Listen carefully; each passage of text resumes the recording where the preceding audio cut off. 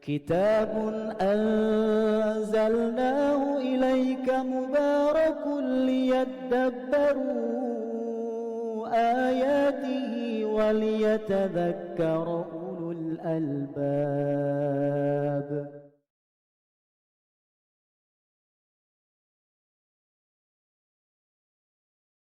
Bismillahirrahmanirrahim. Assalamualaikum warahmatullahi wabarakatuh. Alhamdulillahi ala ihsanih wa syukru lahu ala taufiqihi wa amtinanih. Asyhadu an la ilaha illallah wahdahu la syarika lahu ta'ziman li sya'nih. Wa asyhadu anna Muhammadan abduhu wa rasuluhu da'iyallah li ridwanih. Fa salawatullahi wa salamuhu alaihi wa ala alihi wa ashabihi wa man tabi'ahum bi ihsanin ila yaumil qiyamah.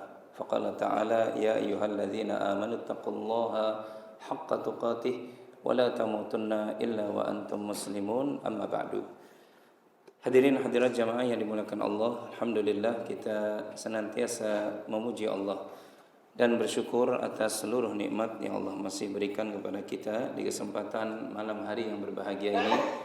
Kita masih dimudahkan dalam beribadah kepada Allah dan juga seduduk sejenak untuk kita mentadabburi hadis-hadis Rasulullah SAW. Sebagaimana kita ambil pembahasan hadis-hadis ini dari kitab Al-Adabul Mufrad Al-Imam Bukhari rahimahullahu ta'ala. Mudah-mudahan apa yang kita bahas Allah jadikan dia sebagai ilmu yang bermanfaat, yang menjadi suluh penerang dalam kita menjalankan agama Allah ini. Kita pada malam hari ini akan melihat hadis-hadis pengajaran dari Nabi SAW berkaitan dengan wasiat beliau akan pentingnya kita berlaku baik kepada tetangga kita. Dan kehidupan kita jemaah itu tentu tidak lepas dari muamalah kita kepada setiap makhluk Allah Subhanahu wa taala. Ya ayuhan nasu, wahai manusia, ittaqullaha, bertakwalah kalian kepada Allah, ya. Ya ayuhan nasu, inna khalaqnakum min dzakarin wa untha wa ja'alnakum syu'uban wa qabaila lita'arafu. Inna akramakum 'indallahi atqakum. Bahwasanya kita diciptakan dari satu jiwa yang dari Adam dan juga Hawa. Kemudian kita dikembangbiakkan oleh Allah Subhanahu wa taala bersuku-suku, berbangsa-bangsa, ya, dalam rangka apa? Lita'arafu, untuk saling kenal mengenal. Inna akramakum 'indallahi atqakum. Sesungguhnya yang paling mulia di sisi Allah adalah orang yang paling bertakwa di antara kalian. Maka kelaziman dari muamalah kita, terlebih lagi Islam telah mengajarkan kepada kita untuk menjaga muamalah yang terbaik kepada tetangga kita. Bahkan kalau kita bicara tentang tetangga, Allah Subhanahu wa taala sampai menempatkan berbuat baik kepada tetangga setelah bertauhidnya seorang hamba kepada Allah.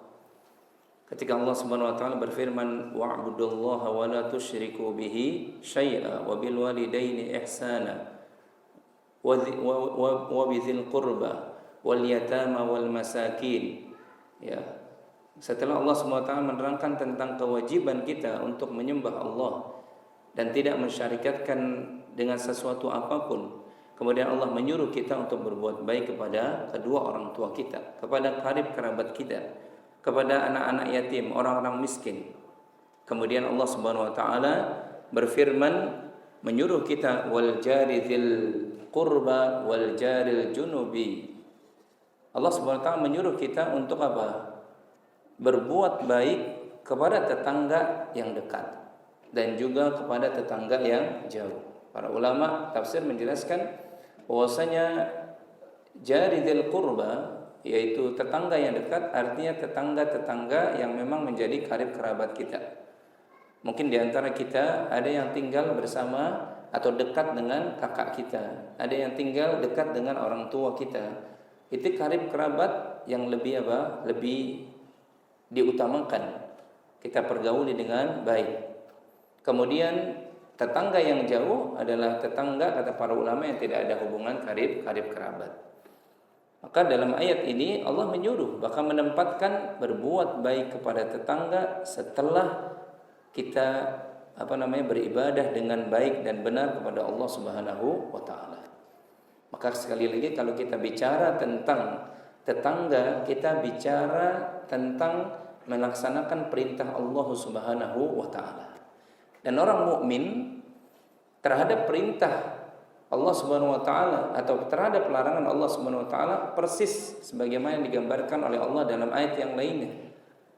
Ya, kata Allah Subhanahu wa taala, "Innama qaulal mu'minin idza du'u ila Allahi war rasulih ya liyahkuma bainahum ay yaqulu sami'na wa ata'na." Ketika Allah menggambarkan untuk kita berbuat baik kepada tetangga kita, maka kita seorang mukmin pasti mengatakan ay yaqulu sami'na wa ata'na. Kami dengar ya Allah, kemudian kami taati.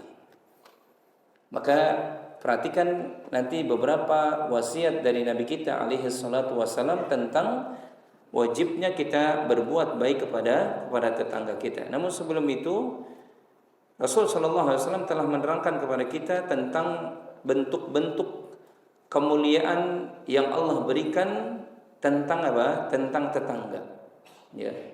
Di dalam kitab ini, yaitu di kitab Al-Adabul Mufrad ini, Nabi SAW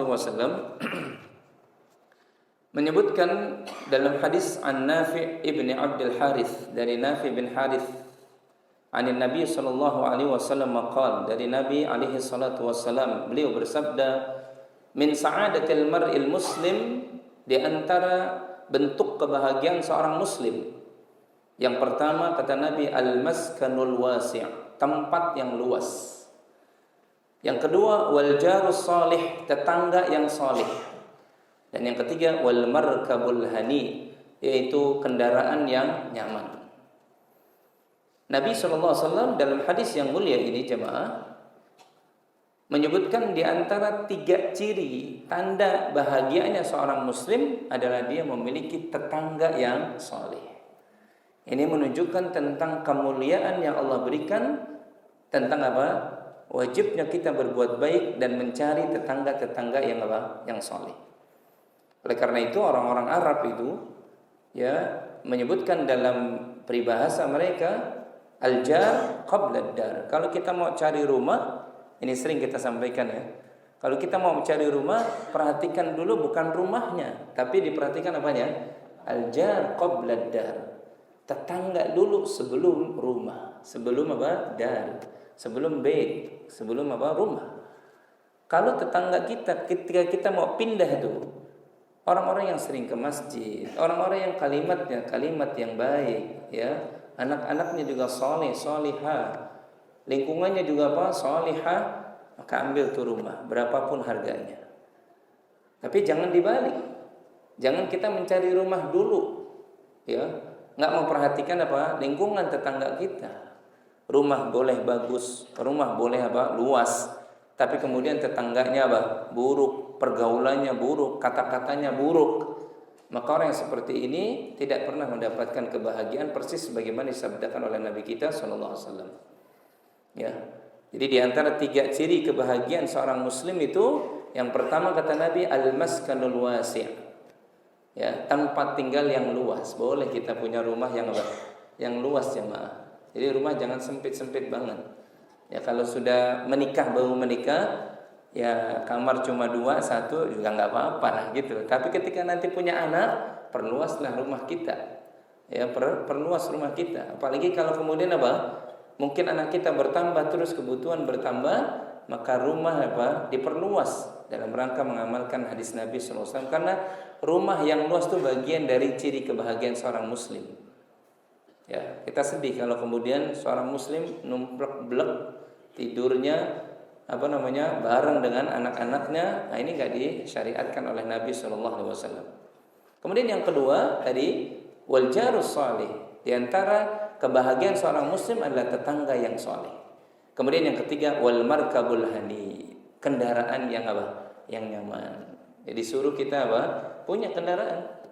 Ya, walaupun yang nyaman di sini ya tentunya relatif bagi setiap orang kan gitu ya. Ada mungkin orang yang kalau roda 2 udah nyaman banget ya, alhamdulillah. Ya, Ada orang yang roda 4 udah nyaman ya, karena apa? Istrinya sama anak-anaknya ya perlu diangkut dalam satu roda 4. Ya, coba kalau kemudian anaknya 4, istrinya 1, naik motor semua, nggak nyaman dia.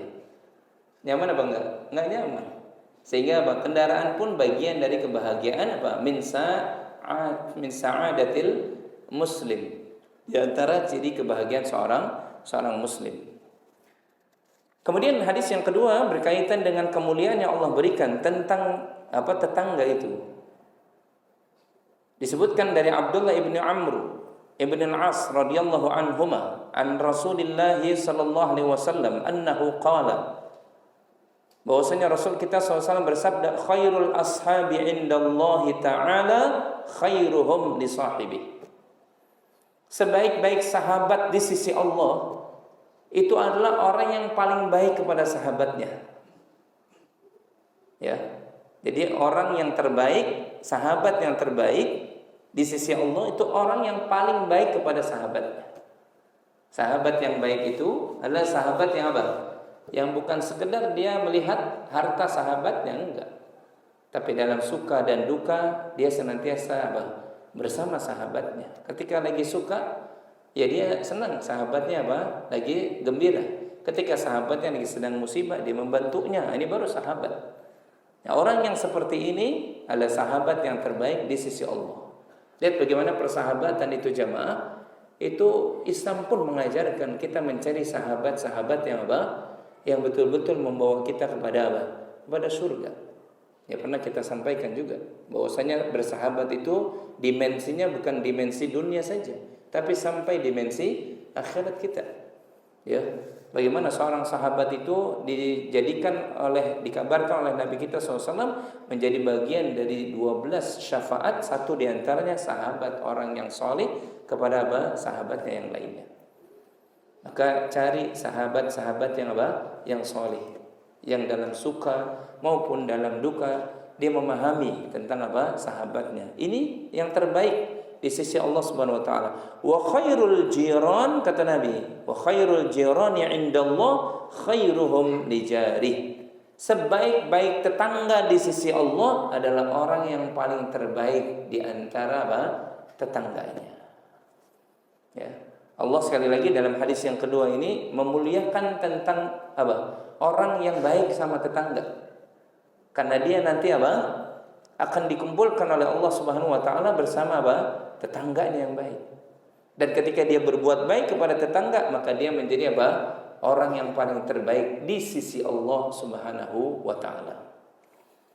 Ini hadis ini juga diriwayatkan oleh Imam Ahmad, Imam Abu Daud dan yang lainnya. Jadi Islam mengajarkan kepada kita jamaah untuk berbuat baik kepada tetangga kita, bahkan dalam hadis ini kepada sahabat kita. Ya, jaga sahabat kita, jaga tetangga kita supaya kita menjadi orang yang terbaik di mata Allah Subhanahu wa taala. Hadis yang ketiga berkaitan dengan kemuliaan yang Allah berikan. Berkaitan dengan tetangga. Ada isyarat dari Nabi sallallahu alaihi wasallam.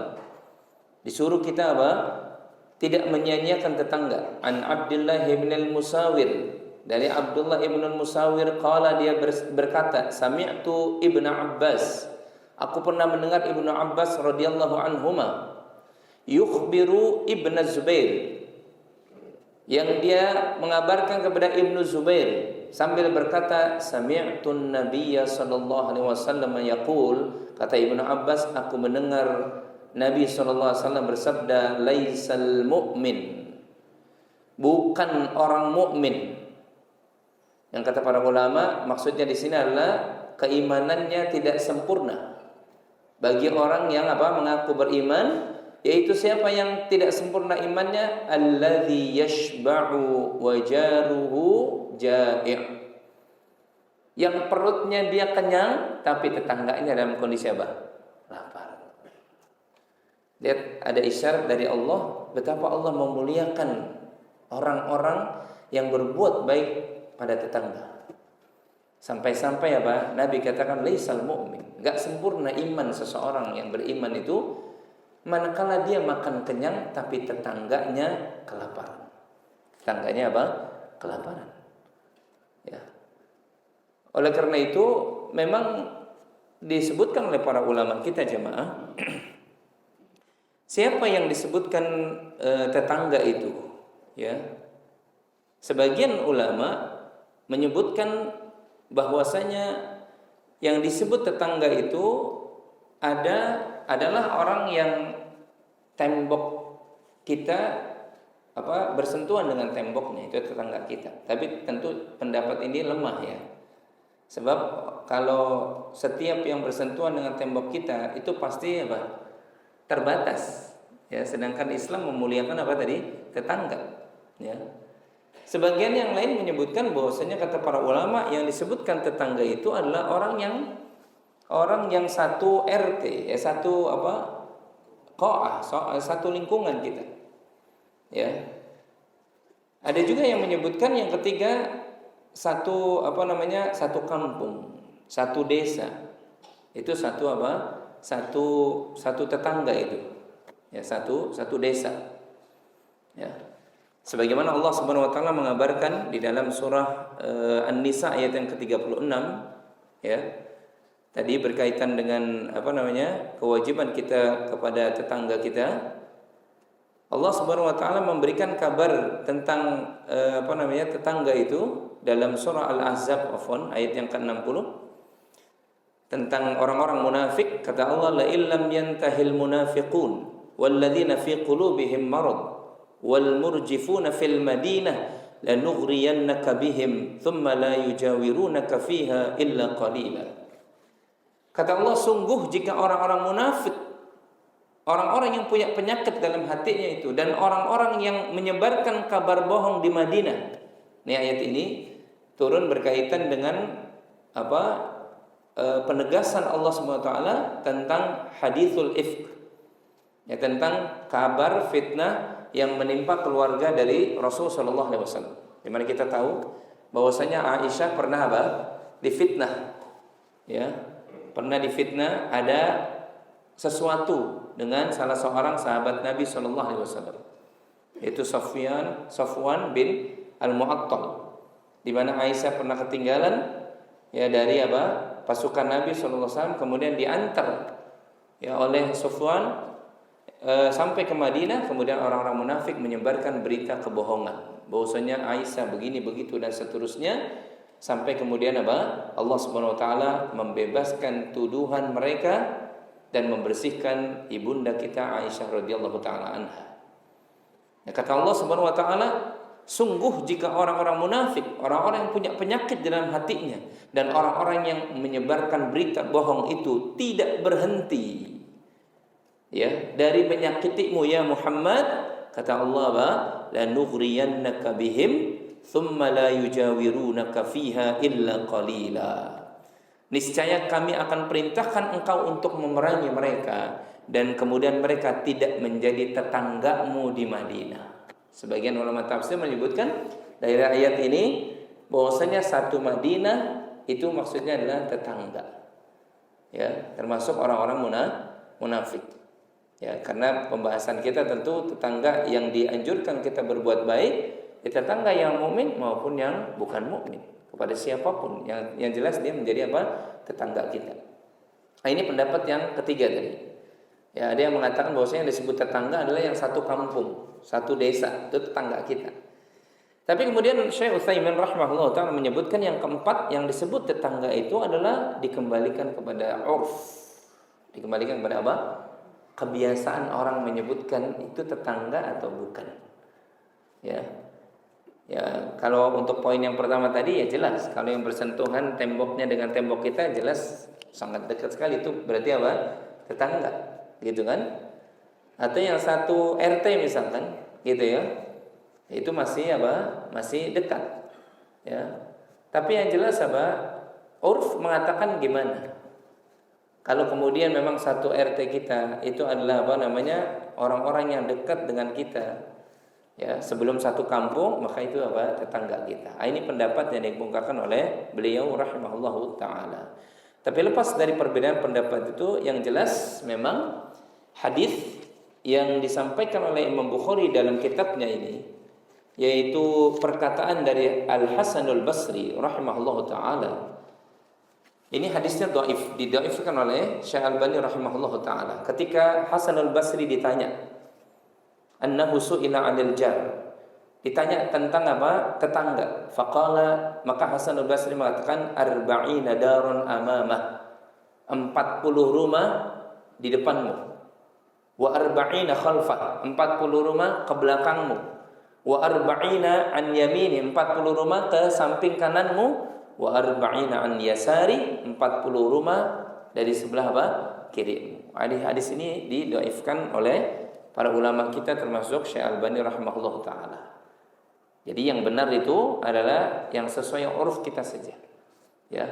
Artinya tidak terlalu dekat juga dan juga tidak terlalu apa? Terlalu jauh. Gitu loh, ya. Jadi sekali lagi perlu diluruskan bahwasanya apa? Perkataan dari Hasan al-Basri ini, ya, kedudukan hadisnya ini apa? Dilemahkan oleh sebagian para ulama kita, wallahu alam bissawab. Baik, ya. Nah, jamaah yang dimuliakan oleh Allah, kita lanjutkan tentang kemuliaan yang Allah Subhanahu wa taala berikan bagi siapa saja yang berbuat baik kepada tetangga kita. Ya. Ada berikutnya pada hadis yang ke berapa? Yang keempat, ya. Di mana Nabi sallallahu alaihi wasallam dari Abu Hurairah radhiyallahu taala anhu, anna Rasulullah sallallahu alaihi wasallam qala, Rasulullah sallallahu alaihi wasallam bersabda, la yadkhulul jannah man la ya'manu jaruhu bawa'iqah. Tidak akan masuk surga siapa orang yang itu yang diancam dengan tidak masuk surga, man la ya'manu jaruhu, orang yang tetangganya tidak aman dari apa? Perbuatan buruknya, perbuatan jahatnya. Di samping hadis ini memberikan faedah kepada kita tentang apa? Ancaman dari Rasulullah SAW tentang apa? Orang yang buruk kepada tetangga, ya, dia tidak akan mencium wanginya surga. Hadis ini pun memberikan gambaran tentang kemuliaan berbuat baik pada tetangga. Sebab sampai-sampai Allah Subhanahu wa taala melalui lisan Rasulnya sallallahu alaihi wasallam mengatakan apa? La yadkhulul jannah. Diancam dia tidak masuk apa? Tidak masuk surga. Berarti tetangga penting apa enggak? Penting, jemaah. Tetangga kita apa? Penting untuk kemudian kita berbuat baik kepadanya. Supaya apa? Jangan sampai permasalahan tetangga ini kemudian menjadikan kita tidak mencium baunya surga. Sebagian ulama memang menyebutkan maksudnya kata-kata la yadkhulul jannah ada dua. Yang pertama, memang si fulan ini itu diancam tidak masuk surga. Ya. Ini ancaman, dan ini kata para ulama hadis ini termasuk fihi wa'id. Ya, termasuk apa? Hadithul wa'id, hadis ancaman yang apa? Yang syadid, yang keras. Supaya kita apa? Tidak berbuat buruk sama tetangga kita. Ya. Jadi jangan sampai kemudian kita meremehkan tentang hadis Nabi SAW yang sahih telah datang kepada kita. Ya, walaupun kelihatannya sepele, tapi jangan kita remehkan itu hadis. Ya, jangan kita mengatakan apa? Masa sih sekedar kita nggak baik sama tetangga, kemudian kita nggak masuk surga? Apa Allah sejahat itu? Hati-hati kita. Bukan, ya. Justru apa? Betul-betul ancaman yang pertama ini, hadis ini mengancam orang yang berbuat buruk sama tetangganya, menyakiti tetangganya. Bahkan dalam riwayat Imam Muslim yang lainnya, Nabi SAW mengatakan, man kana yu'minu billahi wal yawmil akhir fala yu'dhi jarahu. Siapa yang mengaku beriman kepada Allah dan hari akhir, maka jangan dia sakiti siapa? Tetangga. Ya. Dengan lisannya, dengan tangannya, dengan perbuatannya, dengan sindiran-sindirannya. Karena ada potensi apa? La yadkhulul jannah. Diancam benar-benar tidak masuk surga. Atau yang kedua, dan ini yang dikemukakan oleh beliau rahimahullahu taala Syekh Albani, bahwasanya maksudnya adalah seseorang ini dibelakangkan masuk surga. Ya, kalau dibelakangkan yang lain udah pada masuk surga, dia dibelakangkan, ini kan taubih. Ini kan berarti apa? Kehinaan yang Allah berikan kepada orang yang buruk dulu kepada tetangga. Kalau yang kedua ini sebabnya, yang pertama dia betul-betul dibelakangkan, artinya masuk surga yang dibelakangkan. Ini masih mending jemaah, walaupun itu juga malu. Tapi kalau yang kedua ini, kalau dia dibelakangkan gara-gara dia disiksa dulu gara-gara perbuatan buruk kepada tetangga, ini yang naudzubillahi min dzalik. Paham ya? Kalau dibelakangkan masuk surga hanya gara-gara dia menunggu saja, ini masih mending enggak? Masih kan? Enggak disiksa di neraka, tapi itu bagian dari kata para ulama taubih, penghinaan Allah karena dia dulu apa?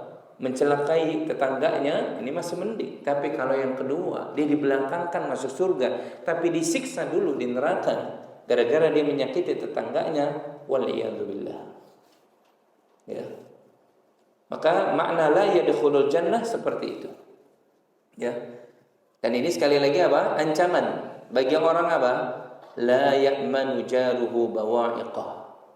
Orang yang tidak aman tetangganya dengan perbuatan apa? Buruknya. Oleh karena itu jamaah, di dalam kitab ini, di hadis yang berikutnya, hadis yang kelima, Nabi SAW dari sahabat Abu Hurairah juga, Nabi pernah ditanya, ya Rasulullah, inna fulanah taqumul lail wa tasumun nahar wa taf'alu wa tasaddaqu wa tu'dhi jiranaha bilisaniha.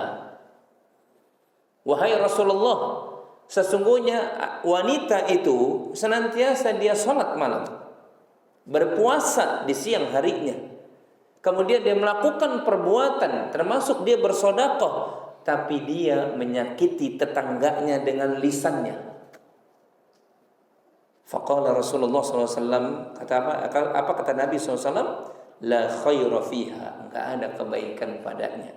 Hiya min ahlin nar, dia termasuk orang yang apa? Menghuni neraka. Kemudian bertanya lagi manusia, wa fulanah tusalli al-maktubah. Ada seorang wanita yang dia salat apa? Wajibnya, wa tasaddaqu bi athwar. Dia bersedekah dengan sebagian dari yang dia punya makanannya, wala tu'dhi ahadan, dan perempuan ini enggak pernah menyakiti siapapun termasuk tetangganya. Apa jawaban Nabi sallallahu alaihi wasallam? Hiya min ahlil jannah, dia termasuk penduduk surga. Ini lihat bagaimana hadis ini menguatkan hadis sebelumnya jemaah. Ya. Bahwasanya ada wanita yang Masya Allah sholat malam selalu. Kalau di siang hari dia berpuasa sunnah, dia bersedekah, tapi lisannya jahat, jahil sama tetangganya. Tetangga yang disebut oleh Nabi ya. Wa tu'dhi jiranaha. Tapi lisannya ini menyakiti tetangganya. Di mana dia ya Rasulullah? Atau para sahabat bertanya, bagaimana ini ya Rasulullah? Maka Nabi mengatakan apa? La khairu fiha. Bagi wanita itu enggak ada tuh kebaikan. Ya. Hiya min ahlin nar, dia termasuk diancam dengan apa? Api neraka. Persoalannya apa? Persoalan karena dia apa? Jahat lisannya sama tetangga jemaah. Ya. Oleh karena itu, hendaklah kita menjadi siapa? Menjadi orang yang apa? Menjaga kebaikan kita, bersedekah, menjaga salat 5 waktu kita, salat malam kita. Tapi termasuk juga menjaga perbuatan kita, lisan kita untuk tidak menyakiti tetangga, agar kita termasuk dari orang-orang yang min ahlil jannah. Ya. Maka jamaah yang dimuliakan oleh Allah Subhanahu wa taala, ini tentang beberapa hadis yang menunjukkan tentang kemuliaan yang Allah berikan, ya, kemuliaan yang Allah berikan kepada orang-orang yang berlaku baik kepada tetangga. Padahal berlaku baik kepada tetangga itu diperintah oleh Allah dan diperintah oleh Rasulullah SAW. Tadi sudah kita sebutkan ayatnya, ya, wa'budullaha wa la tusyriku bihi syai'a wa bil walidaini ihsana wa bidzil qurba wal yatama wal masakini wa ibnis sabil termasuk apa? Wal jaril junubi was sahibi bil jambi wa ibnis sabil. Salah satu perintah Allah Subhanahu wa taala adalah apa? Kita berbuat baik sama tetangga dekat kita dan juga tetangga apa? Tetangga jauh kita. Dan Nabi sallallahu alaihi wasallam ya memerintahkan agar kita berbuat baik sama tetangga. Sampai-sampai Nabi selalu didatangi oleh siapa? Jibril alaihi salam. Ya. Hadis ini disampaikan dari Aisyah radhiyallahu taala anha, anin Nabi sallallahu alaihi wasallam qaal, Nabi bersabda, "Mazala Jibril yusini bil jar hatta dhanantu annahu sayuwarrithu." Jibril itu senantiasa datang kepadaku untuk mewasiatkan agar aku berbuat baik sama tetangga, agar aku berbuat baik sama tetangga, agar engkau berbuat baik sama tetangga ya Muhammad. Terus menerus tuh Jibril itu ngasih wasiat itu. Bahkan kata Nabi, hatta dhanantu, sampai aku mengira bahwasanya tetangga itu akan menjadi apa? Ahli waris. Saking apanya tuh? Saking pentingnya berbuat baik kepada tetangga kita. Diperintah oleh Allah. Sampai berkali-kali Jibril mewasiatkan kepada Nabi sallallahu alaihi wasallam. Oleh karena itu ada kisah ketika Abdullah ibnu Amr ibnu al-As ya radhiyallahu taala anhuma, ketika beliau datang ke rumahnya itu, maka beliau disuguhi oleh makanan kambing. Ya, kambing apa? Kambing guling. Ya. Sebagian riwayat menyebutkan ada beberapa kambing, ada yang menyebutkan satu kambing guling. Ya. Jadi Abdullah ibnu Amr ini dimuliakan oleh keluarganya. Dia datang jauh-jauh, datang ya.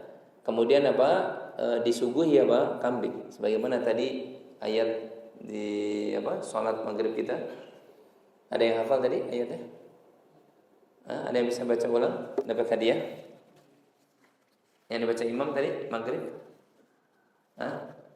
Hal ata hadithu Ibrahim dhaifi Ibrahim al-mukramun.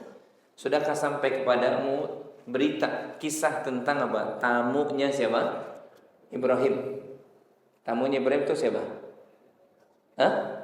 Para malaikat yang datang dalam wujud manusia. Ya.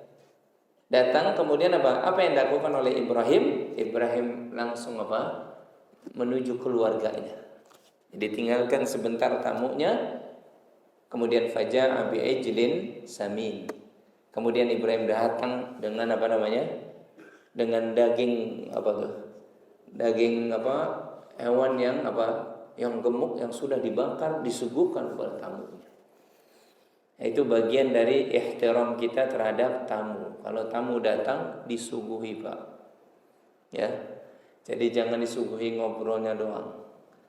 Ya. Contoh Ibrahim tuh. Ya. Mana imam kita tadi? Surat apa itu tadi? Surat keberapa? Ada yang bisa jawab? Nggak ada yang bisa jawab juga. Ya. Bahwasanya bagian dari kebaikan tuh. Man kana yu'minu billahi wal yawmil akhir falyukrim dhaifahu. Maka hendaklah dia memuliakan siapa? Tamunya. Ibrahim itu tamunya itu yang apa? Yang asing, enggak dikenal. Ya jelas enggak dikenal lah. Ya, tapi Ibrahim setelah mereka memberikan faqalu salam, qala salamun. Kemudian dijawab salamnya oleh Ibrahim, kemudian Ibrahim ke belakang menyediakan tadi? Ya. Daging bakar yang besar disuguhi. Faqarrabahu ilaihim. Maka didekatkan tuh daging, ternyata enggak dimakan. Kenapa? Ya malaikat enggak makan gituan. Ya. Maka takut Ibrahim. Tapi kemudian dikabarkan oleh malaikat, jangan kalian takut. Fabasyaruhu bi ghulamin alim. Kami berikan kabar gembira tentang kedatangan kelahiran anak keturunannya yang cerdas, yaitu Ishak masuknya, ya. Jadi dia disuguhi tamu. Ini sama Abdullah ibnu Amr itu pas datang disuguhi, Pak. Kemudian apa jawaban ibnu Amr? Apa kalian sediakan juga daging ini sudah kalian hadiahkan kepada tetangga kalian? Itu lihat ya bagaimana pemuliaan para salafus saleh kita. Ya. Abdullah bin Amr berkata kepada keluarganya, kepada anak-anaknya, sudah diberikan belum hadiah apa daging ini kepada tetangga kalian? Berikan, kalau belum apa? Berikan. Oleh karena itu, ya, ini bagi kita apa? Menjadi pelajaran. Sebagaimana Rasul kita Shallallahu Alaihi Wasallam pernah apa? Berpesan kepada Abu Dzar radhiyallahu taala anhu. Kata Abu Dzar, "Awsani khalili bi thalathin." Kekasihku telah mewasiatkan kepadaku dengan 3 perkara. Di antara 3 perkara ini kita lihat, yang pertama, asma'u wa uti' walau li 'abdin mujadda'il atraf. Engkau wajib mendengar dan wajib taat, walaupun yang engkau dengar, yang engkau taati adalah orang yang berkulit hitam, ya, yang posturnya pendek, tetap taati. Kalau dia pemimpinmu, tetap ditaati. Ini wasiat Nabi nih. Ya, siapapun besok yang jadi pemimpin, ya wajib kita apa? Taati. Yang gay atau yang tidak gay misalkan, ya wajib kita taati. Kan gitu ya. Kalau memang dia apa? Menjadi pemimpin kita. Ya, sebagaimana apa? Amanah dari para salaf kita. Ya, dalam kitab Ushulus Sunnah Al-Imam Ahmad rahimahullah taala menjelaskan jalannya Ahlus Sunnah itu, salah satu jalannya adalah mentaati pemimpin walaupun pemimpinnya itu meraih kepemimpinannya dengan cara yang fajir, yang tidak benar, yang maksiat maupun yang yang benar. Kalau dia naik jadi pemimpin, maka wajib ditaati. Ya, entah dia itu dengan cara yang tidak diajarkan oleh Islam misalkan. Ya, sebagaimana kita, ya, kalau di negeri kita kan ini bukan sistem yang diajarkan oleh Islam. Kalau memilih dalam Islam itu kan mudah, Pak. Nggak harus menghabiskan berapa? 117 triliun rupiah biaya pemilu, ya. Gede apa enggak? Gede ya. Islam itu, ya, itu nggak perlu biaya memilih pemimpin. Iya, sistem ini bukan dari Islam, ya. Tapi siapapun yang naik lewat kekuatan dia, lewat apa itu namanya, istilahnya apa? Kekuatan itu dia merampas kekuasaan, berarti lewat apa? Kudeta atau lewat yang benar, tetap ya naik jadi pemimpin, wajib apa? Asma'u wa ati', ya, mendengar dan taat. Walaupun yang memimpin kita dalam riwayat yang lainnya abdun habasyiyun, hamba yang apa? Yang hitam tadi, yang keriting, ya, wajib ditaati. Yang kedua, kata Abu Dzar, kekasihku berwasiat, wa idza sana'ta maraqah fa'akthiru ma'aha thumma anzur ahla baitin min jiranika fa'asibhum minhu bima'ruf. Kata Rasulullah apa? Ini wasiat Nabi loh, wasiat kepada Abu Dzar dan pada hakikatnya kepada kita.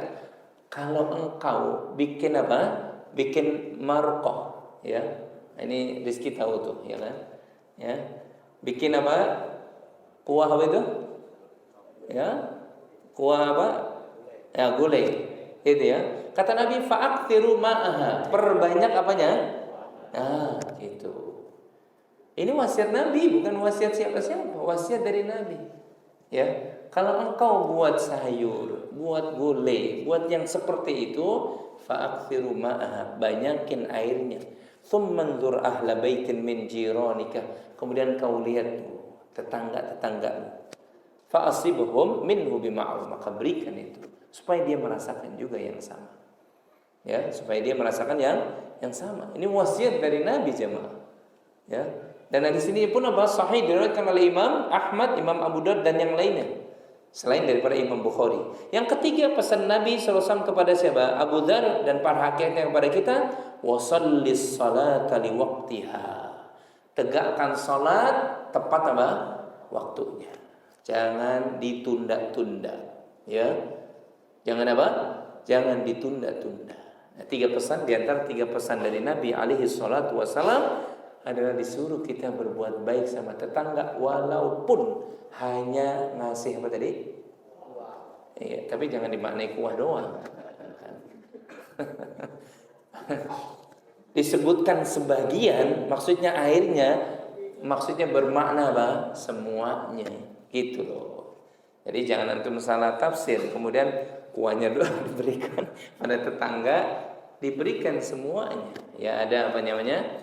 Ya ada sayurnya juga, ada jagungnya juga, ada apa? Labunya juga. Kalau itu memang sayur apa tuh? Lodeh atau sop gitu ya, ada kentang. Ya di semua diberikan.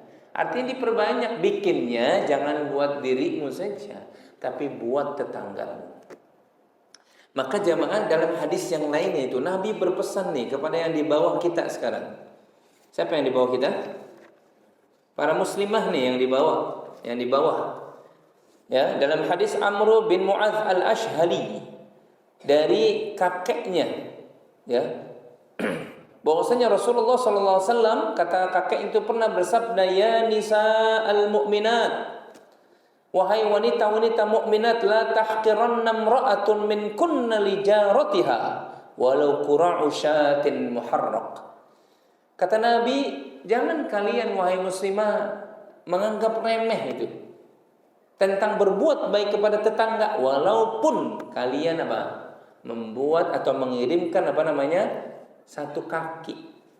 Kalau kalian bikin apa tuh? Sop, walaupun cuma satu kaki kambing atau sapi dikirimkan. Jangan disepelekan walaupun cuma kakinya doang. Ya, nggak ada dagingnya misalkan. Ya, cuma ngirup apanya tuh? Sumsumnya. Sumsum juga pakai nasi enak, Pak, ya kan? Ya. Ya temannya tentu ada tempe, kemudian ada ayam juga kan gitu. Enak. Itu jangan dia apa? Disepelekan. Ya. Oleh karena itu dalam hadis yang umum Nabi SAW mengatakan kepada kita, la tahqiranna minal ma'rufi syai'a. Jangan pernah kita meremehkan perbuatan-perbuatan yang ma'ruf sekecil apapun. Karena boleh jadi apa? Kebaikan yang Allah berikan datang tuh pada saat di situ. Termasuk tadi kita berikan cuma kaki, ya, sop kaki saja, satu kaki beserta kuahnya kita berikan ini, maka ini bagian dari apa? Perintah dari Nabi sallallahu alaihi wasallam. Ya. Jadi demikian jamaah, perhatian agama kita, ya. Di samping tadi wasiat dari apa? Dari Jibril ya kepada Nabi kita sallallahu alaihi wasallam. Ya. Bahkan dalam hadis yang masyhur yang sering kita dengar, Nabi sallallahu alaihi wasallam mengatakan, "Man kana yu'minu billahi wal yaumil akhir." Ya. Barang siapa yang mengaku beriman kepada Allah dan hari akhir. Apa kata Nabi sallallahu alaihi wasallam? "Falyuhsin ila jarihi." Maka hendaklah dia berbuat baik kepada tetangganya. Wa man kana yu'minu billahi wal yaumil akhir falyukrim dhaifah.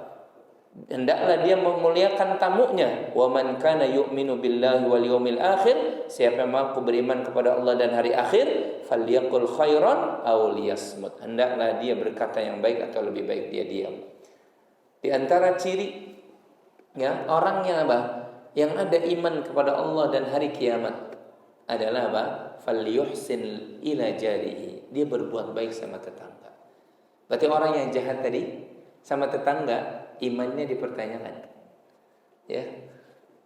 Bahkan wajar tadi kan Nabi ketika ditanya tentang apa? Dua perempuan, yang satu apa? Sholat malam, bersedekah, gitu kan? Tapi kemudian lisannya jahat sama tetangga. Maka Nabi katakan apa? La khaira fiha, tidak ada kebaikan. Ya. Percuma tuh kebaikannya. Ya. Dan dia apa? Min ahlinnar. Dia diancam dengan apa? Neraka. Maka sama nih, hadis ini menunjukkan kepada kita tentang apa? Fadilah, keutamaan berbuat baik, ihsan kepada tetangga. Jangan sampai tetangga kita sakit hati dengan kita. Jangan sampai tetangga kita enggak betah gara-gara kita. Ya. Memang jamaah yang dimuliakan oleh Allah, ada tetangga yang baik, ada tetangga yang apa? Yang buruk. Iya. Ya. Bersyukur kita kalau dapat tetangga baik. Tapi apa? Kalau kita dapat tetangga yang buruk, harusnya apa? Kita dakwahi dia, kita kasih nasihat kepadanya.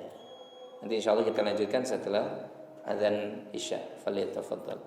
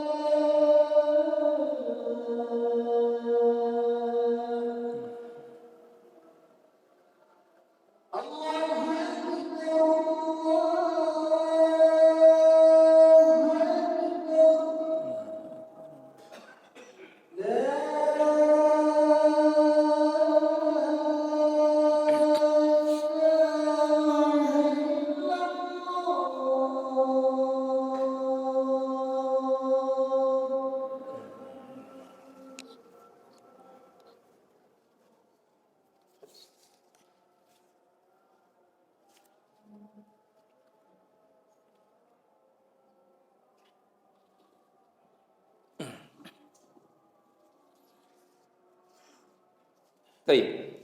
Kita lanjutkan sedikit ya. Beberapa ancaman ya dari Allah Subhanahu wa taala dan juga dari Nabi kita sallallahu alaihi wasallam, sebagiannya tadi sudah disebutkan ya. Ancaman bagi orang-orang yang apa? Yang tidak berlaku baik kepada tetangga. Ya. Tadi salah satunya yaitu wanita yang dia mengerjakan kebaikan, salat malam, puasa di siang hari, tapi dia menyakiti tetangganya, maka Nabi katakan min ahlin nar, la khaira fiha, tidak ada kebaikan padanya. Dalam hadis berikutnya dari Miqdad bin Aswad, qala sa'ala Rasulullah sallallahu alaihi wasallam ashabahu aniz zina. Bahwasanya Rasul kita sallallahu alaihi wasallam pernah bertanya kepada sahabat-sahabatnya tentang perbuatan zina. Qalu, para sahabat berkata, haram. Zina haram ya Rasulullah. Haramallahu wa rasuluhu. Ya Allah dan Rasulnya telah mengharamkannya. Faqala, maka Nabi mengatakan, la an yazniyar rajul bi ashri niswatin aisaru alaih min an yazniya bimra'ati jarih. Kalau salah seorang ya yang kemudian di antara kalian berzina dengan 10 wanita, itu aisaru ali, itu masih lebih ringan dosanya dibandingkan dengan orang yang berzina dengan apa? Wanita tetangganya. Ya.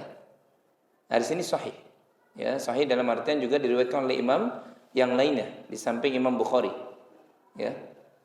Jadi lihat bagaimana ancaman berat ini. Berlaku buruk kepada tetangga, dizinahi itu tetangga. Satu orang wanita tetangganya dizinahi, itu masih lebih berat ketimbang seseorang menzinahi 10 wanita yang lain. Hadis ini jangan disalahfahami kemudian apa? Bolehnya kita berbuat, bukan. Ini sekali lagi, ini hadis termasuk apa? Haditsul wa'id, ancaman dari Allah dan Rasulnya alaihi salatu wassalam. Dan tentang apa? Mafhum khilafahnya tentang memuliakan tetangga, dijaga kehormatan wanita tetangga kita. Sebab apa? Orang yang kemudian tergoda dengan syaitannya menzinahi tetangganya sendiri, itu dosanya lebih besar daripada orang apa? Berzina dengan 10 wanita yang lain. Wasa'alahum 'anis sariqah. Kemudian Nabi bertanya kepada para sahabat apa? Tentang apa? Bagaimana pandangan kalian tentang pencurian itu? Mencuri. Qalu haram. Mencuri itu haram ya Rasulullah. Haramahullahu wa rasuluh. Allah dan Rasulnya telah mengharamkannya. Faqala, Nabi mengatakan apa? La an yasriqa an 'asharati ahli abyan. Ya, kalau salah seorang dari kalian mencuri apa? Dari 10 rumah. Ya. Itu apa? Aisaru alaihi min an yasriqa min baiti jarihi. Itu dosanya masih lebih ringan daripada dia mencuri satu rumah dan itu rumah siapa? Tetangganya yang dicuri. Ya. Oleh karena itu jamaah yang dimuliakan oleh Allah Subhanahu wa taala, hati-hati kita. Jangan sampai kemudian kita apa? Berbuat maksiat kita kepada Allah dan Rasulnya dalam bentuk tadi menyakiti tetangga. Dalam bentuk apa? Berbuat dosa yang terkategori ini dosa besar. Ingat, berzina itu dosa besar. Ya. Mencuri pun itu dosa besar. Tapi dosa besar itu dilakukan kepada tetangga sendiri, berarti apa? Lebih besar. Dan hadis ini pun memberikan faedah yang belum kita sebutkan daripada hadis-hadis yang lainnya, bahwasanya ahlus sunnah wal jamaah pun meyakini bahwasanya apa? Sebagaimana amalan bertingkat-tingkat, dosanya pun bertingkat-tingkat. Ada satu dosa yang lebih tinggi daripada dosa yang lainnya. Tadi menzinahi perempuan tetangga lebih besar daripada apa? Berzina dengan yang lainnya. Mencuri rumah tetangga lebih besar daripada mencuri 10 rumah yang lainnya. Itu menunjukkan bahwasanya apa? Amalan memang bertingkat-tingkat. Dosa pun bertingkat-tingkat. Dan dosa yang paling besar adalah syirik kepada Allah Subhanahu wa taala. Ya, setelah itu apa? Dosa-dosa yang lainnya. Nah, termasuk berzina kepada tetangga. Waliyadzubillah, mencuri apa? Rumah tetangga sendiri. Masya Allah. Yang hari ini mungkin banyak orang yang meremehkan. Ya, ternyata yang menzinahi apa? Perempuan ini tetangganya sendiri. Kan banyak kita baca berita gitu ya. Banyak, Pak. Ya. Yang berbuat zina justru apa? Tetangganya sendiri. Ya Allah. Ada pernah kasus kalau tidak salah sempat viral itu, justru siapa? Ibu mertuanya sendiri berzina dengan siapa? Dengan mantunya. Ada kan ya, pernah ya? Ya Allah, di mana coba akalnya? Ya. Pada itu apa? Jelas dosa besar. Ya. Oleh karena itu kita wajib apa? Wajib jauhi ini. Peringatan dari Nabi sallallahu alaihi wasallam. Memang Nabi bertanya kepada para sahabat. Iya, para sahabat tahu zina itu haram ya Rasulullah. Mencuri itu haram ya Rasulullah. Kata Nabi, iya. Tapi berzina kepada tetangga itu lebih besar daripada apa? Kalian berzina kepada apa tadi? 10 orang wanita yang lainnya. Sekali lagi ini ancaman dari Nabi sallallahu alaihi wa ala alihi wasallam. Dalam hadis yang lainnya jemaah yang dimuliakan oleh Allah, ya. Ada seorang sahabat datang kepada Rasulullah sallallahu alaihi wasallam. Ya Nabi Allah, ya Rasulullah, tunjukkan kepadaku satu amalan yang apabila aku menepatinya aku masuk surga. Maka jawaban Nabi apa? Kun muhsinan. Jadilah engkau orang yang baik. Laki-laki tersebut, sahabat ini langsung kemudian bertanya lagi, ya Rasulullah, bagaimana cara aku mengetahui jika aku ini adalah orang yang baik? Maka Nabi pun bersabda, sal jironaka. Kalau engkau mau tahu engkau orang yang baik, tanya siapa? Tetanggamu. Ya. Fa in qalu, kalau tetanggamu mengatakan innaka muhsin fa anta muhsin. Engkau baik, Masya Allah, selama ini, maka engkau baik. Wa in qalu, kalau tetanggamu mengatakan innaka musi, engkau ini buruk banget. Fa anta musi, maka kata Nabi SAW, engkau pun apa? Buruk. Jadi standar kita ini dianggap baik atau buruk siapa? Tetangga kita. Tanya tetangga kita, kira-kira kita ini baik gak? Ya. Kalau tetangga kita dari hati nurani mengatakan, ya Allah, kenapa nanya gitu ya, misal gitu kan. Selama ini apa yang kurang, Masya Allah. Maka insya Allah kita baik. Dan pujilah Allah Subhanahu Wa Taala.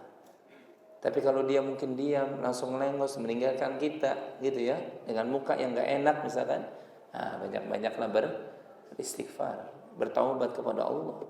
Karena hadis ini mengajarkan begitu. Hadis ini riwayat Imam Al-Baihaqi dalam Syu'abul Iman. Ya. Jadi tetangga itu menjadi barometer tadi, barometer keimanan. Kan gitu? Barometer surga, termasuk barometer apa? Kebaikan kita. Ya. Maka selepas ini enggak bakalan kemudian kita apa? Menyia-nyiakan pahala yang besar pada tetangga ini. Ya, dan Rasul kita sallallahu alaihi wasallam orang yang paling baik kepada tetangga. Disebutkan oleh para ulama kita, Nabi sallallahu alaihi wasallam satu Madinah itu Nabi kenal semuanya. Ya, Nabi sallallahu alaihi wasallam itu tahu siapa fulan di mana tinggalnya, Nabi tahu tetangga-tetangganya. Ya. Bahkan Nabi sallallahu alaihi wasallam kalau mengundang para sahabat itu, Nabi undang itu ke rumah beliau untuk diundang makan. Karena Nabi orang yang paling baik apa? Kepada tetangga. Ya, sebab Nabi tadi sudah katakan, ya tidak mungkin Nabi mengatakan man kana yu'minu billahi wal yaumil akhir falyuhsin ila jarihi. Ya, kalau Nabi bukan orang yang terbaik. Dan Nabi kita jelas ya adalah orang yang paling terbaik kepada semua manusia, termasuk kepada tetangganya. Oleh karena itu sekali lagi standar surga kita salah satunya ada pada berbuat baik pada tetangga kita. La yadkhulul jannah, ya, tidak akan masuk surga, ya. Orang yang kata Nabi sallallahu alaihi wasallam, man la ya'manu, ya, orang yang tidak aman jarihi bawa'iqah, yang dengan perbuatan buruknya tetangga jadi enggak nyaman. Ini tidak masuk surga. Standar surga itu ada kebaikan kita pada tetangga kita. Termasuk apa? Standar tadi, kebaikan kita sendiri itu tanya, kata Nabi, sal ila jironik. Tanya pada tetanggamu. Kalau tetanggamu tulus mengatakan engkau baik, fa innaka maka engkau adalah orang yang apa? Yang baik. Ya. Fa innaka muhsin. Engkau orang yang baik. Tapi kalau wa in qalu, ya, mereka mengatakan apa? Engkau adalah anta musi, maka apa? Fa innaka musi. Engkau buruk, maka engkau adalah buruk bagi apa? Bagi orang. Maka mudah-mudahan nasihat yang singkat dalam kajian kita ini menjadi renungan bagi kita bahwasanya berbuat baik sama tetangga itu bagian dari perintah Allah Subhanahu wa taala. Ya. Ditempatkan setelah kita beribadah kepada Allah dan tidak berbuat syirik kepada Allah. Ditempatkan suruh berbuat baik kepada tetangga kita. Dan Nabi SAW itu memuliakan tetangga sebagaimana Allah menyuruh kita juga memuliakan apa? Memuliakan tetangga. Sampai-sampai sekali lagi tetangga itu kata Nabi, Jibril senantiasa mewasiatkan kepadaku. Mazala Jibril, ya, senantiasa Jibril datang kepadaku untuk apa? Berbuat baik kepada tetangga sampai apa? Hatta dzanantu ya annahu sayuwarithu, sampai aku kira tetangga itu akan mewarisi, ya.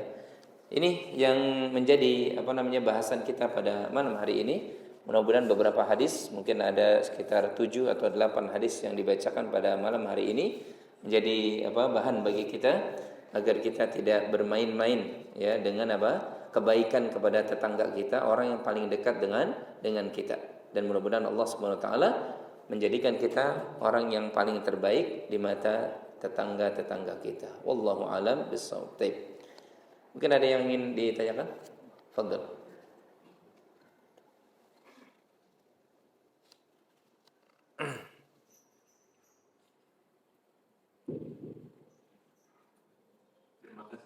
Ya.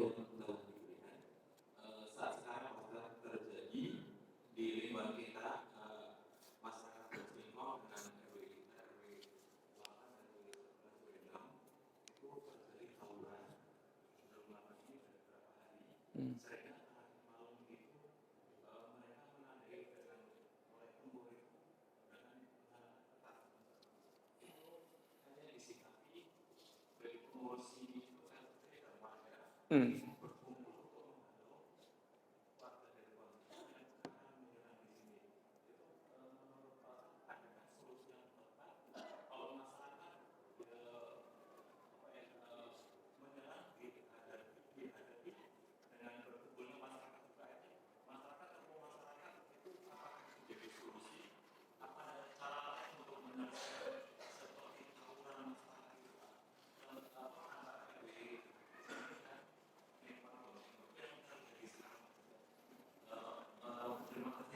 Tayyib.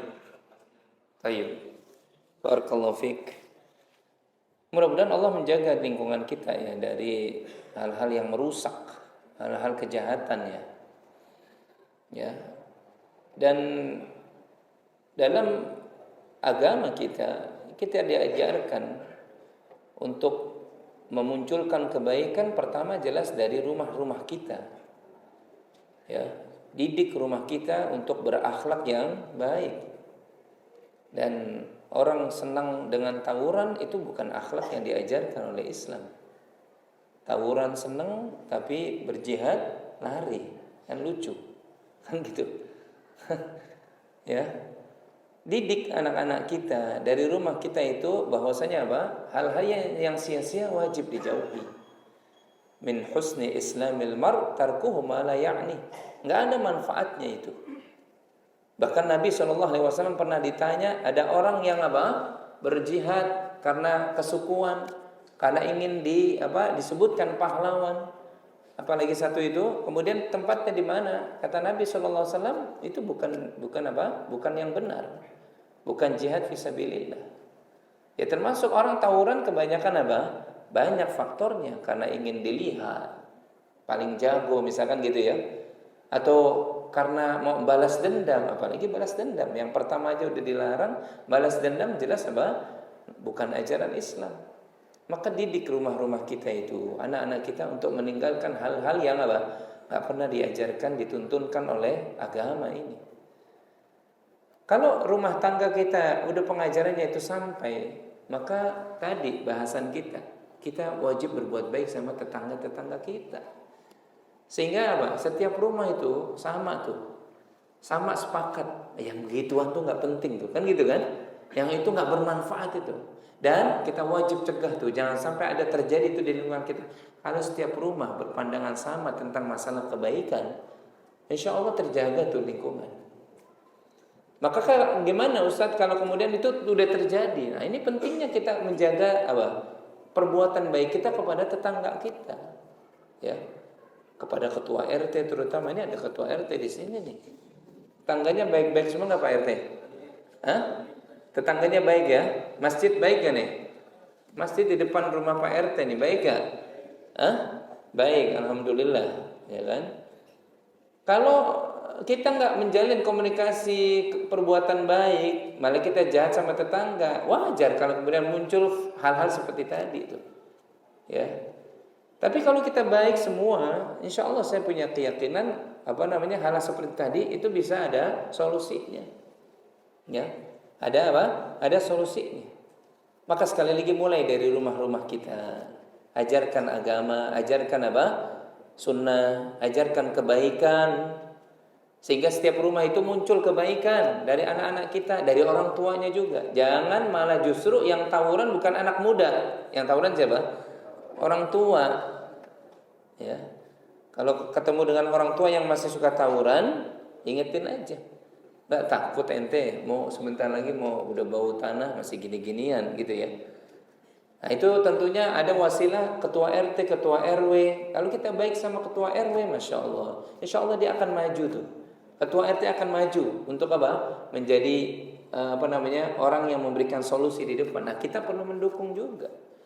Tapi kalau selama ini kita nggak baik sama tetangga kita, yang notabene siapa? Ketua RT, ketua RW kita dicuekin. Kalau nanti ada perlunya aja baru dia berbuat baik kan gitu. Nah, ini bagaimana mungkin permasalahan tadi selesai? Ya, maka setiap solusi kalau kita ukur dengan agama, insya Allah pasti ada ada jalan keluarnya, ya. Dan orang-orang yang ngaji, orang-orang yang ngerti agama, saya yakin nggak ada tuh istilah yang tawuran tadi itu nggak ada, kan gitu, ada nggak? Nggak ada, ya. Orang yang ngaji pasti dia bisa menahan hawa nafsunya, dicela orang nggak langsung nggak marah gitu, ya. Insya Allah dia sabar, gitu.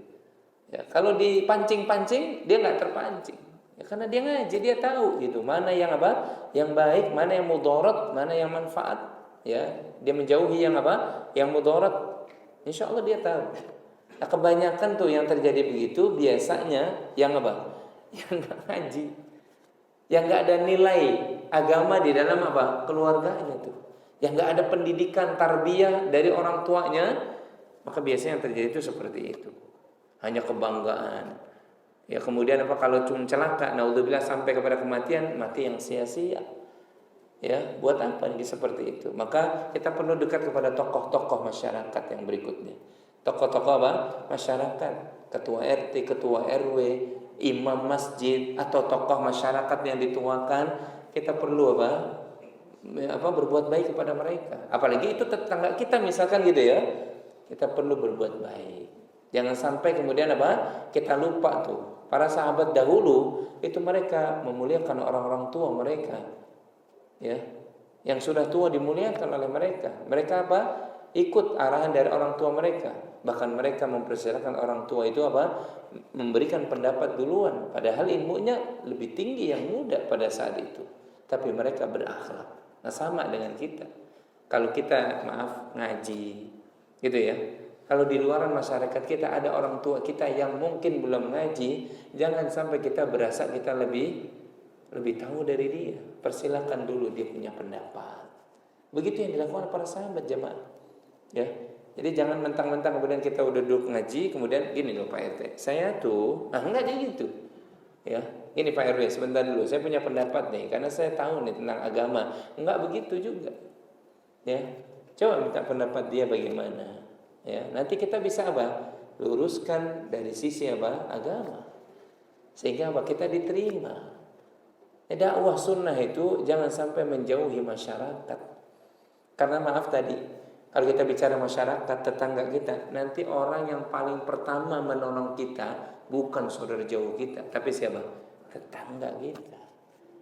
Maka perhatikan ini, ya memang kita hidup di zaman yang ya mungkin banyak yang kita alami lah. Ya, ada yang banyak kalau diajak ngaji masih nggak mau, ada yang mungkin marah dengan pengajian. Ya kitanya mesti apa? Yang mesti bisa merangkul. Ya, jangan kita mudah-mudah menuduh, ya kan? Ya sudah Pak, Bapak ini kafir, murtad dari agama. Nah ini apa nggak diajarkan ini oleh Nabi kita Shallallahu Alaihi Wasallam? Nggak boleh. Justru kita yang mesti sabar. Ya kita mesti apa? Sabar. Emang kondisi masyarakat kita masih banyak juhalanya, masih banyak jahilnya. Kita yang mesti apa? Sabar. Dakwah mesti nyampe, nasihat mesti nyampe.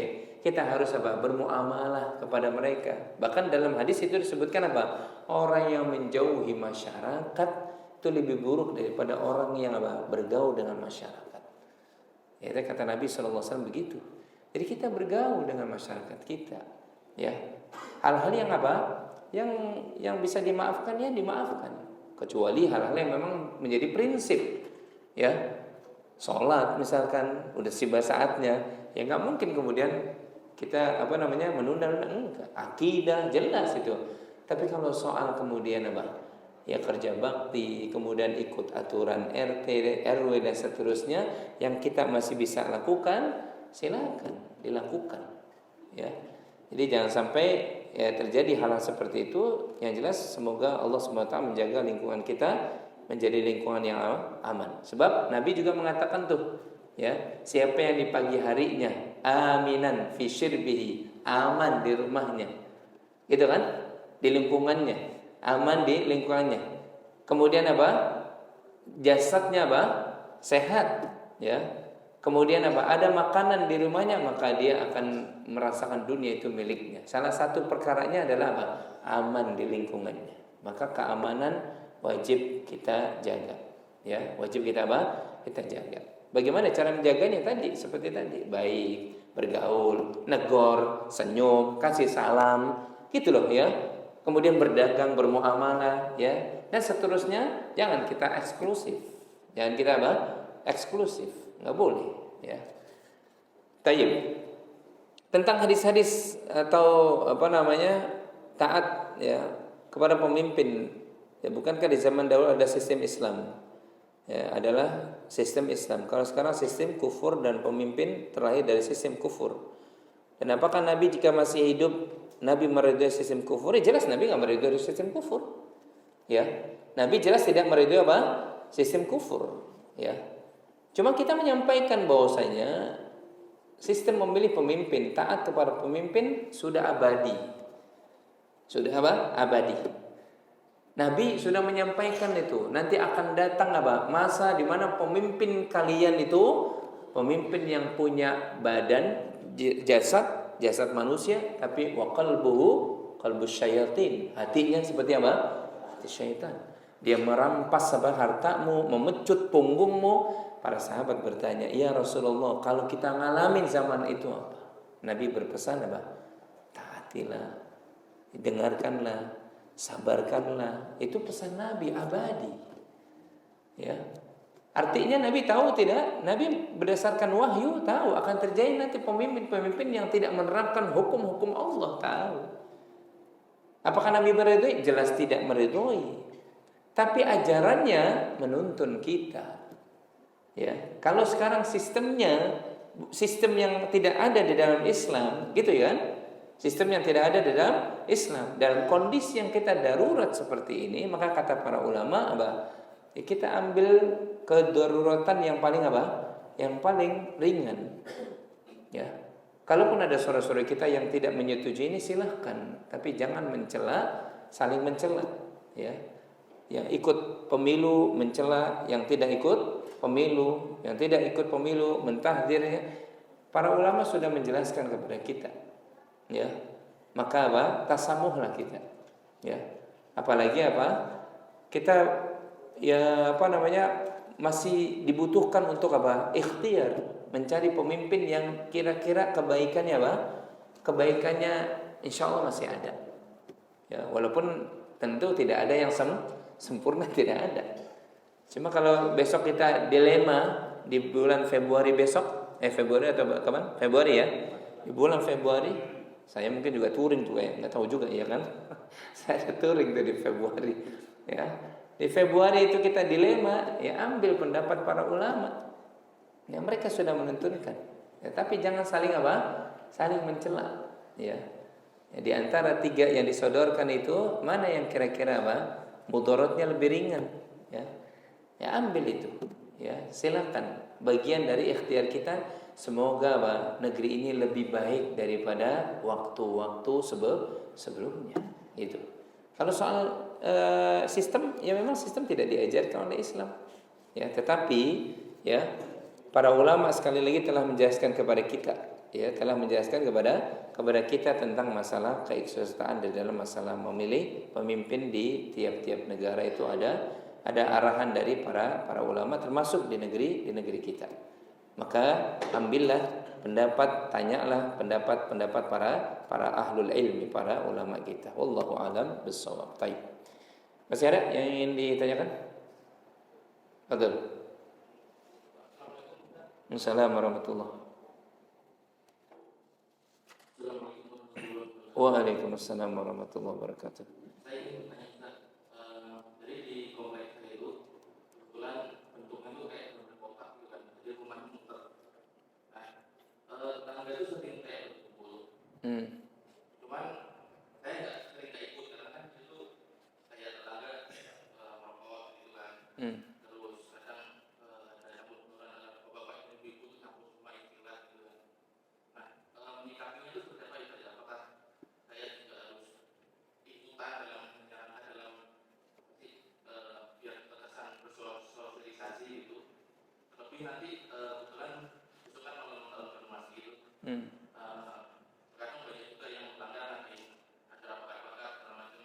Apakah kita boleh nggak ikut gitu kan? Terima kasih. Barakallahu fiik. Pembahasan kita barusan tadi tentu jangan dipersempit ya. Dalam artian dipersempit di sini kita kemudian seluas-luasnya kita bergaul tidak juga, atau mempersempit pergaulan kita tidak juga.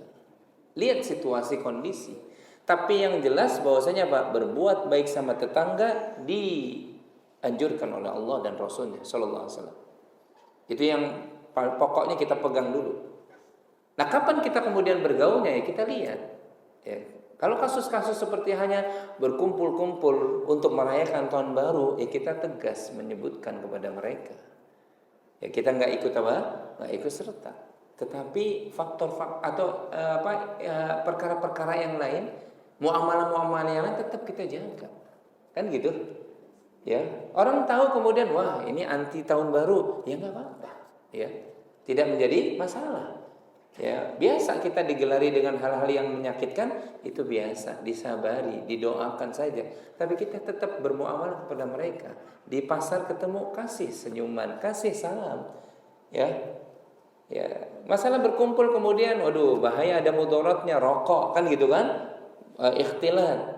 Ya kita kalau sepanjang pertemuan itu bukan kaitannya dengan hal-hal yang sifatnya seperti kayak tahun baru, atau pertemuan kita memperingati hal-hal yang enggak diajarkan oleh Nabi Shallallahu Alaihi Wasallam, kalau memang perkaranya mubah, datang, ya silakan datang.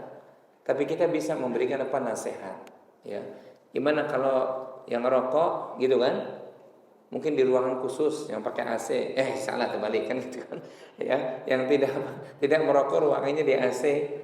Kalau udah nyampe begitu, dilaksanakan, alhamdulillah. Berarti kita ikut diperhatikan. Tapi kalau beberapa kali kita usulkan enggak digubris gitu, kemudian kita juga merasakan mudarat yang besar, maka kita izin, enggak bisa berkumpul. Kenapa? Mudaratnya lebih besar. Orang yang ngisep rokok itu maksudnya yang pasif itu kan lebih berbahaya, maka kita sampaikan. Tapi nasihat jalan dulu, dakwah jalan dulu. Ya, kalau ada pertemuan, kata Syekh Utsaimin, patokannya itu sesuatu yang haram. Sesuatu yang haram. Ya. Ada minuman keras misalkan, ada makanan yang haram gitu ya, maka kita enggak hadir. Dan tapi kata beliau disampaikan kepada yang mengundang, bahwasanya saya tidak hadir. Karena di sana ada kesia-siaan, ada maksiat, ikhtilat perempuan laki-laki, ya. Tapi sisi-sisi yang lainnya tetap kita apa? Kita jalin jemaah. Jangan sampai kemudian kita maknai sempit. Kita maknai apa? Sempit. Maka antum bisa membedakan, ya. Kalau pertemuan acara tahun baru, ya tentu kita nggak mengadakan, kan gitu ya. Diundang untuk ketemu lah, paling cuma apa? 1-2 jam. Aduh, ini pasti tujuannya kan seperti ini Pak. Jadi saya tidak, apa namanya? Kalau Bapak mau melakukan, ya itu terserah Bapak. Tapi yang jelas saya tidak melakukan karena apa? Ini berkaitan dengan apa? Keyakinan mengikuti agama yang lainnya. Sampaikan sehingga dia ngerti kepada kita. Tahun besok antum nggak diundang, alhamdulillah, jangan berharap antum diundang. Kok nggak ada undangan yang enggak, ya, karena apa? Udah tahu gitu. Tapi nasihat harus jalan, tetap harus jalan, ya.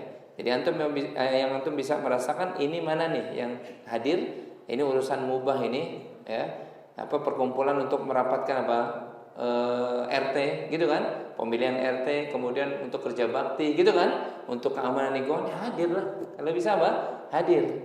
Ada yang merokok, ya sampaikan saja, Pak, kita kalau bisa jangan ngerokok dulu nih. Nanti kalau saya udah pulang udah selesai baru ngerokok silakan. Nah, gitu kan nggak apa-apa, ya kan? Ya memang butuh apa? Butuh keberanian, ya. Saya juga di keluarga saya itu, di keluarga yang banyak itu, saya kadang suka sampaikan, ini ngerokoknya nanti aja. Ya memang masih banyak ngerokok. Ngerokoknya nanti aja ya. Setelah selesai kita kumpul, udah ya. Saya udah selesai keluar, silakan mau ngerokok, ya itu urusan ente lah gitu. Ya. Sampai dulu. Jadi jangan sampai kita sembunyikan gitu. Siapa tahu, iya ya, rokok kan nggak bagus ya. Betul juga tuh kata si fulan gitu kan. Udahlah kita tahan dulu lah. Toh juga masih ada kesempatan ngerokok di tempat yang lain kan gitu. Di pertemuan ini kita jaga, ya mudah-mudahan jadi kebaikan buat kita, ya. Jadi sampaikan dulu. Begitu kata beliau, kalau kita diundang kita bisa menyampaikan, ya, kemudian diterima, maka kita bisa lanjutkan. Tapi kalau disampaikan ternyata nggak diterima, maka kita boleh izin pulang. Wallahu a'lam bishawab. Tayyib, ya. Cukup dulu insyaallah kajian kita pada malam hari ini. Kita ketemu lagi di Sabtu yang keempat atau Sabtu yang kelima atau Rabu yang kelima, ya pembahasan dari kitab Al-Adabul Mufrad ini dengan tema-tema yang lainnya. Subhanakallahumma wa bihamdika asyhadu an la ilaha illa anta astaghfiruka wa atubu ilaik. Assalamualaikum warahmatullahi wabarakatuh.